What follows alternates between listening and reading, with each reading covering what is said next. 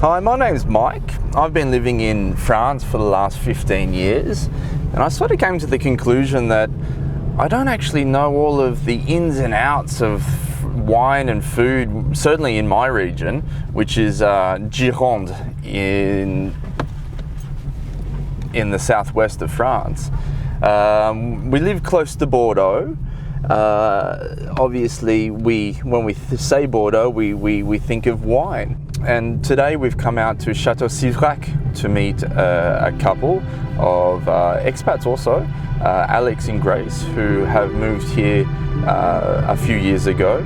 They're in the midst of renovating the chateau almost completely, and Alex is a winemaker, so he's also regenerating the vines.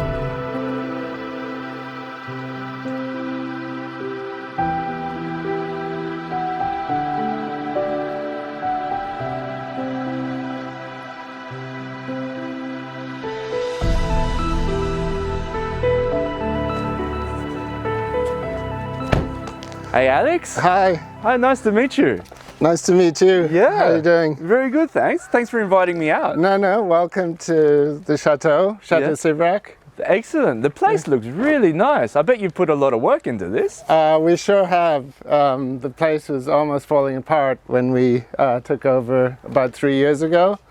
And we've started with the outside, all the stonework, new windows and shutters. And then we have all the inside still to do. Things don't happen overnight, do they? No. But come in and we can take a look around. Thanks very much. My name is Alex Gibson. I grew up in Argentina and studied at university level in the UK. 5 years ago, my partner Grace and I moved to France, and I changed career to become a winemaker. And 3 years ago we took over Château Civrac and in the process of restoring and renovating and bringing the whole property back to life.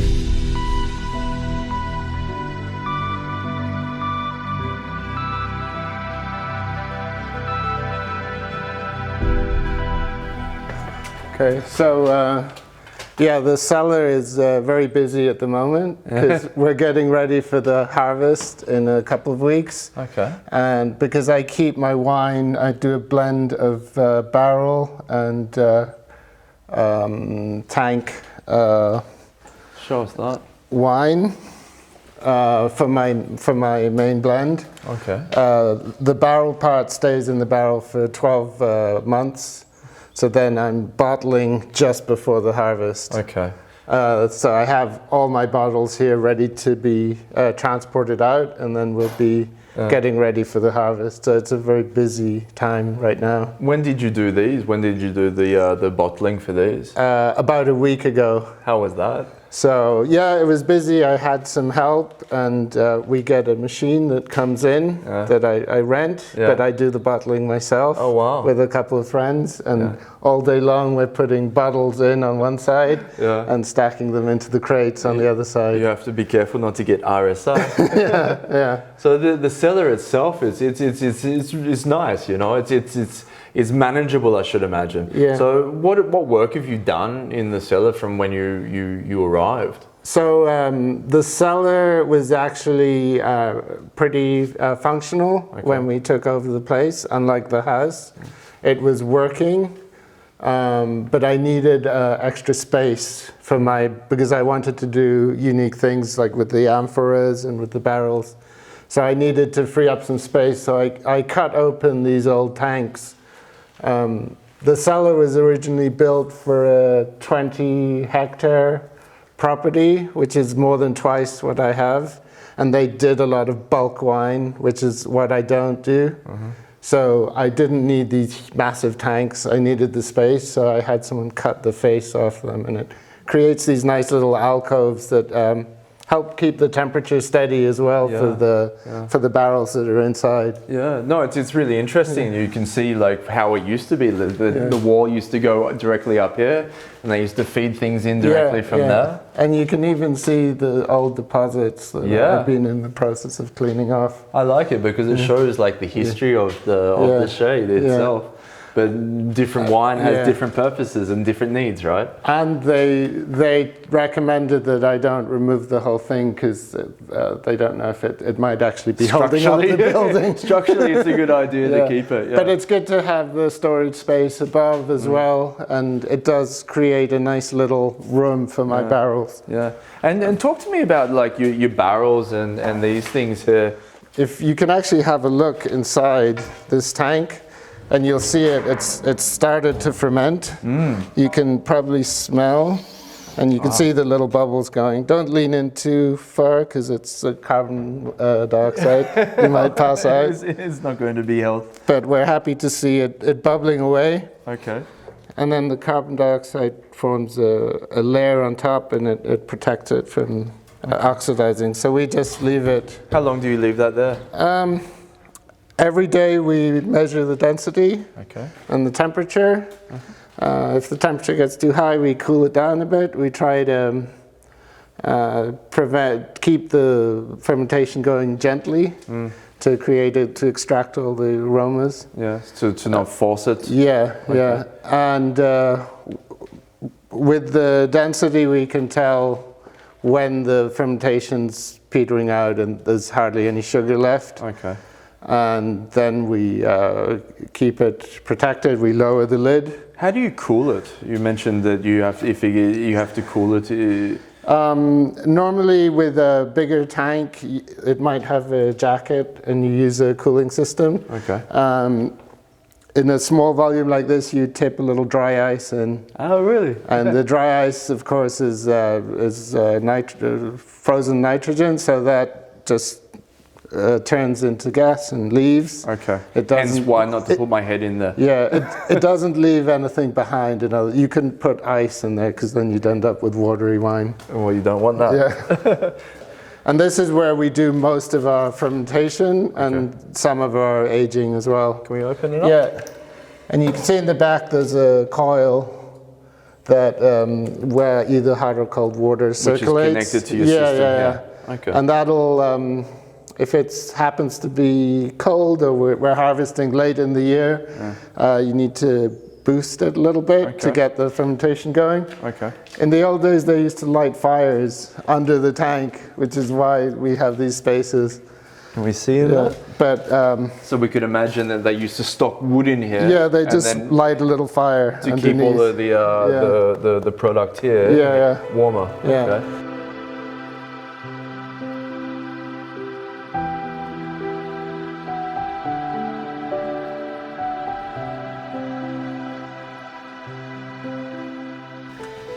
What's out here? So, I just took delivery of 2 brand new barrels yesterday. This will be for my barrel fermented Malbec that we'll taste later on. So this is how the barrels get delivered. 48 hours before the harvest, or before I fill them, I have to fill them up with water, and then it gets absorbed into the wood and basically seals up any potential leaks. Holes. Okay.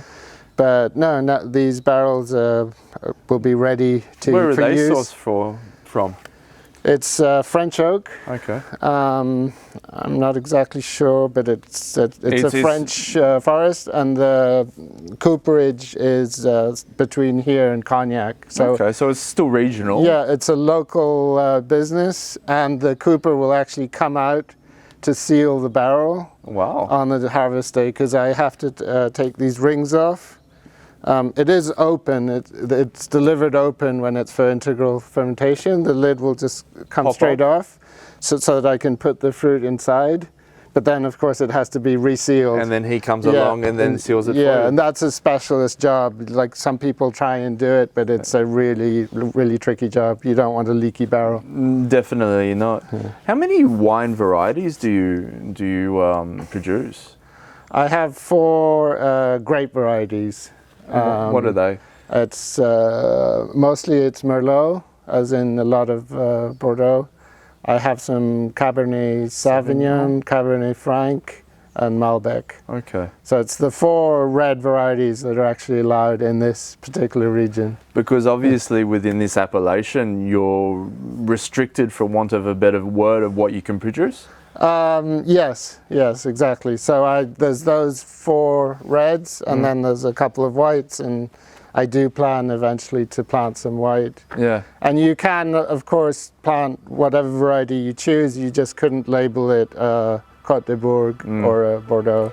Yeah. So that's something I'm also thinking about in the future. It's the whole plan of where you're going to take your wine.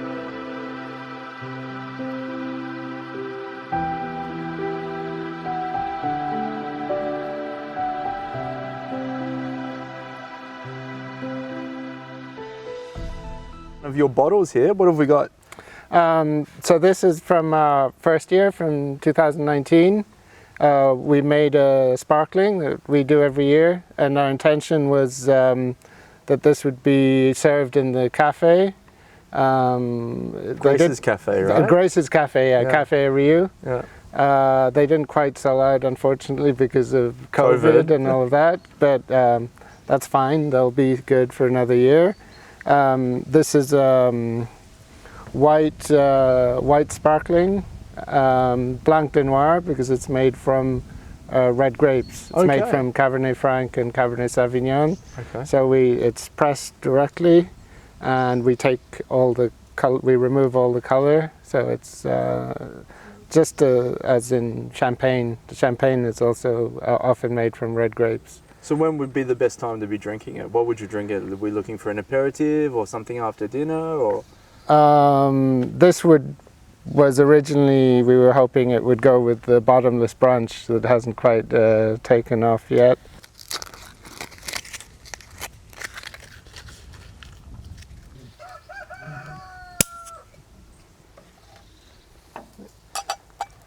Bingo.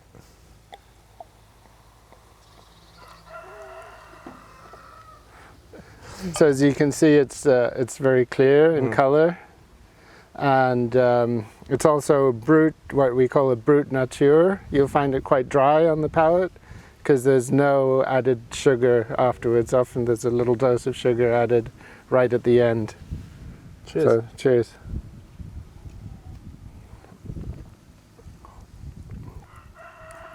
It is dry, but it's very easy to drink. Mm-hmm. It's very soft on the palate as well. Yeah, and you can get those fruit aromas from the Cabernet. Often when you find sweeter sparkling wines, sugar is added to cover up bad tastes or defects. Yes. But when you do a good job, it's nice to leave it dry and leave all the flavors accessible. Yeah. Oh. Cheers. Speaking of biodiversity, what's your viewpoint, or what's your practices in the way that you treat your vines?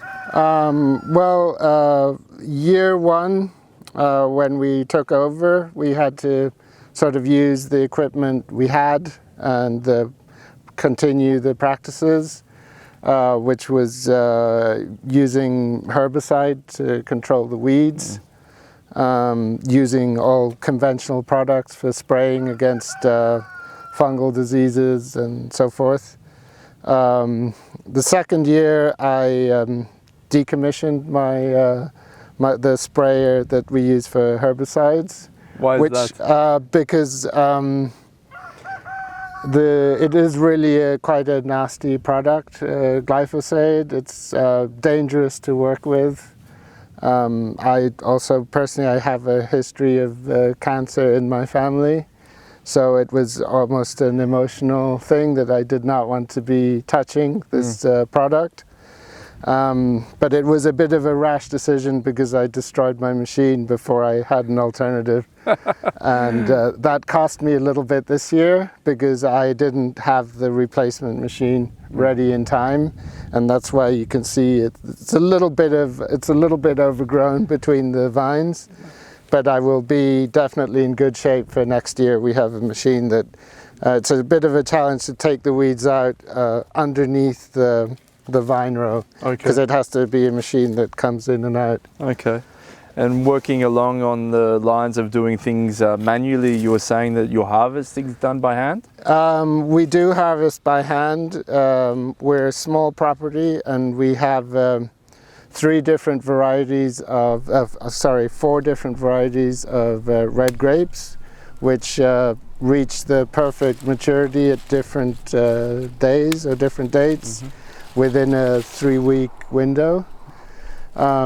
Really, to harvest by machine, it would be similar to the press. I would have to mobilize this huge machine here. It's very expensive, though relatively cheaper than harvesting by hand, but I would need to do it all in one day. So some of the grapes would be harvested a little bit green, too early, and some late. of them maybe a little bit late. And harvesting by hand really gives me the flexibility to pick everything exactly at the right time for perfect maturity. So these are the things that end up costing a little more, but you make top quality wine, and that it should also cost a little bit more. Yeah, so it's almost like you're looking to sacrifice in some things to really give forward in making a product that you're very proud of, and ultimately the taster enjoys the most. Yeah, exactly. And the small scale allows me to do this as well, because I'm relative to some of my neighbors, I'm quite small scale. So I do have a lot of the work I do myself. And a lot of the work is done by hand. It's a lot more manageable. Yeah. But do you think that sometimes in life that this is maybe the way that we should be going as well? In terms of, do you like to taste one of the grapes? Yeah. No, I mean like rather than exploiting larger things, having more, maybe we should be looking at having less and doing things well. Yes, exactly, and especially when it's a passion project, it should be a commercial enterprise, but it's also a passion project. So I don't want to lose my personal connection with the plants themselves. I wouldn't want to be in my office all day and not know what's going on with my vines. It's a job, but you don't want it to be like the job of having to wake up and ruin going to work. Yeah. I understand. So you can tell these are quite pleasant on the mouth. They're still a little bit lacking in sugar to make red wine, but they're coming along really nicely. They're big fat grapes and reasonable sized bunches. Even though you said that there's not enough sugar in it, I can definitely taste that they're not far from it. Yeah.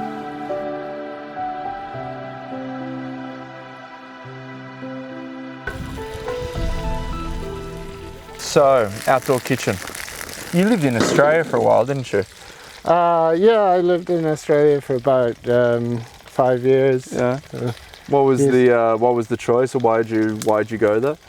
It was probably the first time I moved there. It was the mining boom, and I got recruited to work in WA, and I went out there once before I moved for a job, and I really liked it. I liked the lifestyle. It's nice over there. Yeah. Huh? And just like, if we're talking about Australia and the fact that you guys have an international story, what's your take on Australian wine? It was probably Australia where I first started visiting wineries, and I didn't really know about much at all about wine at the time, but I think the Western Australian Shiraz quickly became my favorite wine. It would be interesting to revisit that, because since I've been studying in Bordeaux and trying to develop my palate a little bit, there's not much available here. Mendoza is probably the most famous wine region in Argentina. It's a province, but it has lots and lots of wineries. And it's actually on the foothills of the Andes Mountains. It's very dry. Everything, of course, has to be irrigated there. So it is quite a different environment to Bordeaux. I'd say it's drier, it's higher elevation, but maybe similar temperature cycles. Okay. So it allows the variety to ripen during the same sort of summer period. Okay. And so yeah, we have Malbec is really the sort of flagship variety of Argentina. Yeah. And it grows better in Argentina than it does here because of the dryness. It's got a very thin, delicate skin, and it's quite susceptible to mildew and fungal diseases. So it's whereas in Bordeaux they've gone away from the Malbec more towards Merlot because it's durable. It's a little more hardy in normal years. Okay. In Argentina, they've really taken the Malbec to make it their own. Yeah. Cool. I'm just gonna put the sausages on. Champion. Well, we do love a barbecue in Argentina as well. Yeah.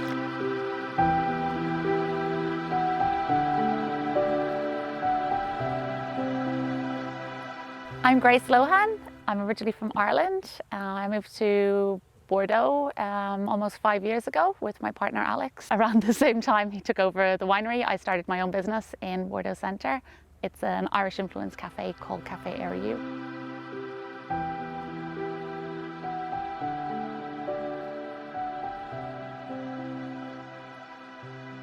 Where were you in Australia? We were living in Sydney. So I had gone kind of after leaving London, and then I was just working there, and then met Alex. And actually, it was Alex that kind of wanted to move back to Europe. We hadn't been together that long, and then he said, "Do you want to come too?" I think we'd only been together about 6 months, and oh, wow. yeah. So and then I had my sister was like. Because I guess he said like, oh, we can like travel around for a few months and see where we end up. And it wasn't specifically anywhere in France. It was like kind of in Europe, I guess. Yeah. And then my sister was like, hey, who else is offering you a free trip? And I was like, I guess so. And I guess she said it was like, what's the worst thing that can happen? You know, it doesn't work out. Got my permanent residence visa for Australia at that point. A little bit. So yeah, it meant like, okay, if things don't work out, I guess you just have to take a chance and, you know, throw caution to the wind. Yeah, exactly. I think it's, you know, I don't know, opportunities arise and you kind of go with it, or life experience, isn't it? Yeah, because I do think France is probably the last place in the world I ever imagined that I'd end up, because I'm not naturally linguistic. So having to come here how's and that then been like, having to buy property in France and maybe be learning the language at the same time? What was that experience like? I think it's been, I guess like I didn't realize how bad my French was when I opened the cafe, but it was only that as it got better and then people then told me how bad it was, I'm actually surprised that I even managed to communicate with people. But so it has been, I think it's still a challenge, because I guess like I see with myself and Alex, he has the language around wine and the farm and that, whereas I have a language around small talk.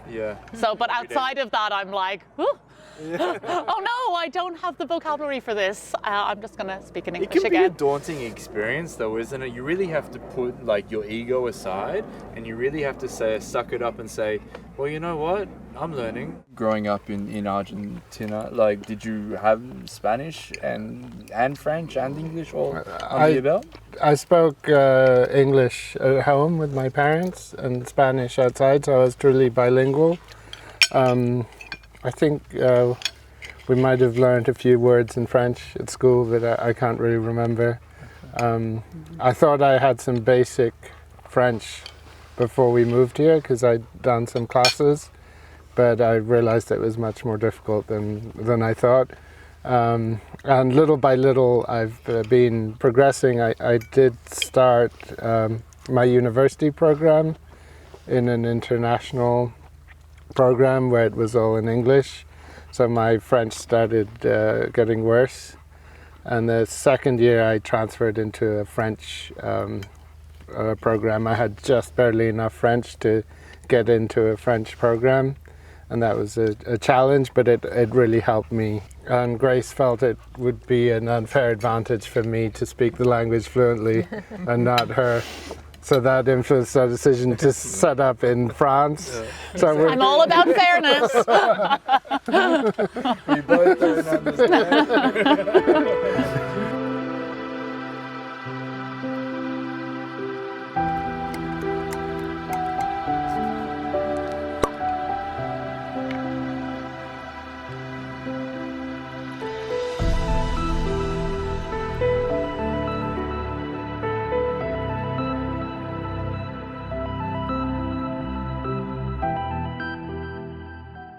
Well, Alex, thanks very much for inviting me out here. It's been really nice to see your project and Grace's project.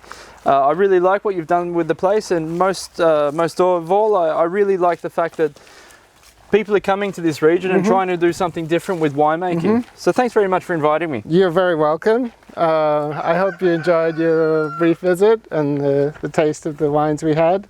And I look forward to keeping in touch. And Likewise. yeah. Thanks very much, Alex. Thank See you soon, you. man. See you soon. I really enjoyed coming out here today. Honestly, I didn't know what to expect starting a project like this. I just knew that there was things out there within my region that I wanted to know more about. And that's what I found with Alex and Grace's project. The fact that Grace mixes Irish, her Irish heritage within a French setting, and Alex mixing his South American roots, and Australian for that matter, in making new breed of wine. I think it's really great that they're trying to do something creative, and that this region of southwest of France is sometimes overlooked.